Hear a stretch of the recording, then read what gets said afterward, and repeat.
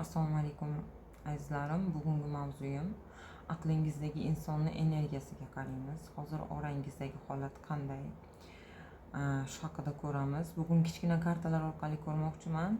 Sizlarga rahmat, doimo izoh va like hamda obuna bo'layotganingiz uchun.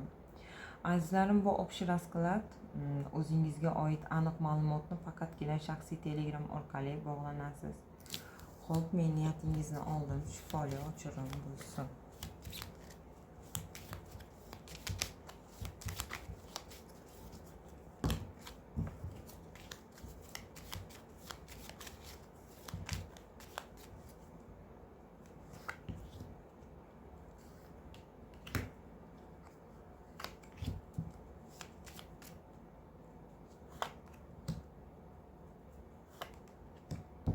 Xo'p, siz aqlingizdagi inson uchun qanchalik azoblanayotganingizni, ichingizda qanday tushkun holatdaligingizni hammadan sir tutyapsiz.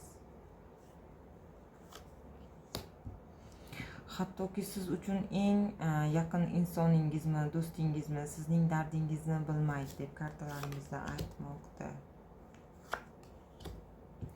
Hop, tashqaridan qaraganda sokin ko'rinmoqdasiz, ammo ichingizda qalbingiz yig'lamoqda.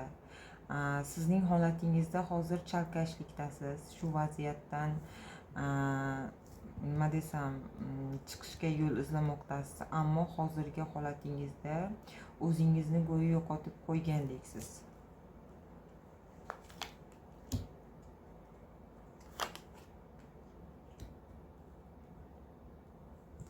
Shu bilan birga sizda qiyin vaziyatda ham o'zingiz ham hayron qoladigan darajada sabr qilayotgan davrdasiz.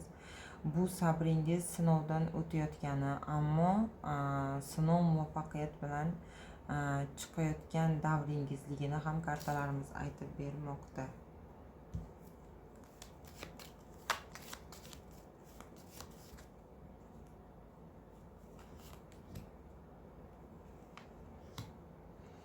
Xo'p, yaqin orangizda bir suhbat yuzma-yuz yoki hisob-kitob bo'lish ehtimoli ko'rinmoqda kartalarimizda.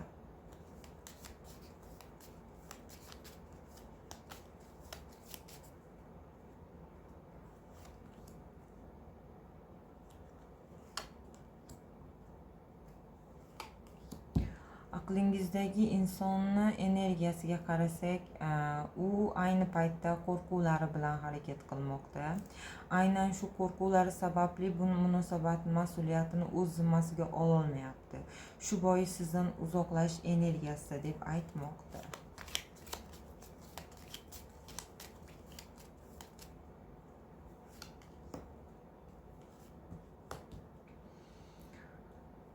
Hop, uning aqlida hozir menga zarar bergan barcha odamlardan xalos bo'lishni istayman deb o'ylayapti va ishonchsizlikda bo'lmoqda hammaga.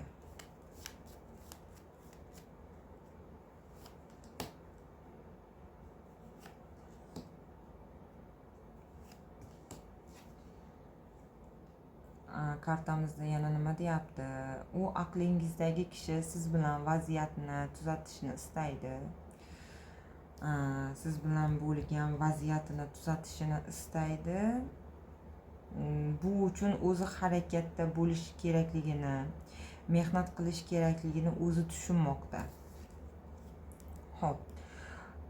Va qo'rquvlari, ichki o'zini yengish kerakligini bilmoqda aqlingizdagi inson. Bu qo'rquv aqlingizdagi insonni o'ziga ishonchsizligi va kelajagi haqida xavotirlari, o'z maqsadlari bo'yicha ayrim umidsizliklarga uchraganligi haqida aytmoqda kartalarimizda. Xo'p, aqlingizdagi insonning fikri, nima desam, men o'zimga ishonchim past, ya'ni hayotimga kiritsam ham senga munosib kelajak bera olmasligimdan qo'rqayapman deb aytmoqda kartalarimizda. Xo'p, ya'ni qandaydir umidsizlikka deymizmi yoki siqilishmi, aqlingizdagi inson hali hayotga tayyor emasligini sizga bildirmoqda. Agarda siz u insoningizga bosim qilmasangiz, u siz uchun ham, o'zi uchun ham harakat qila boshlaydi.